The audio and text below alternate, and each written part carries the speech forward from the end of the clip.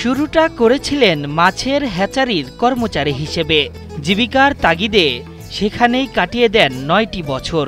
সিদ্ধান্ত নেন এভাবে আর না, নিজেই কিছু করবেন।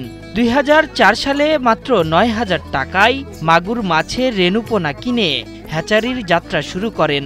এখন প্রতি মাসে কোটি কোটি টাকার পোনা বিক্রি করছেন অদম্য এই উদ্যোক্তা। নাম চঞ্চল হোসেন, আমার হ্যাচারির নাম সুবর্ণা মৎস্য হ্যাচারি। আমাদের এখন অনেকগুলো হ্যাচারি হয়েছে, চঞ্চল মৎস্য হ্যাচারি নামে আছে। দেশীয় মাছের সাহায্যে হারিয়ে যাচ্ছে সেই কথা ভাবিয়ে তোলে চঞ্চল হোসেনকে। এক আত্মীয়র পুকুর লিজ নিয়ে তিনি শুরু করেছিলেন স্বপ্নের যাত্রা।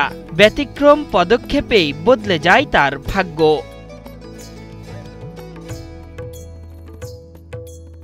নওগাঁর বদলগাজী উপজেলায় নিজের হ্যাচারিতে দেশীয় মাগুর, শিং, ট্যাংরা, কই এবং পাঙ্গাসের মতো মাছের পোনা উৎপাদন করছেন চঞ্চল।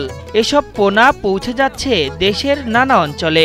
এখন আমাদের প্রায় ৪-৫টা হ্যাচারি চলছে, আমাদের সারা বাংলাদেশে প্রায় সব জেলায় আমাদের লোকাতে। চঞ্চল চেয়েছিলেন পড়াশোনা করতে, কিন্তু ছোটবেলায় মাকে হারান তিনি।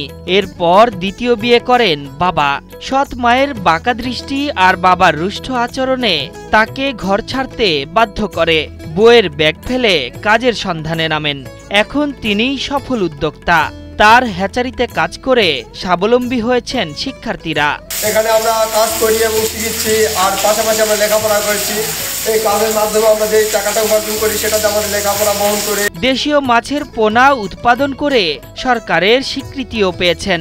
নানা সময়ে জেলা ও উপজেলা প্রশাসন তাকে পুরস্কৃত করেছে। তবে সরকারি সহায়তা পেলে নিজের ব্যবসার পরিধি বাড়াতে চান চঞ্চল।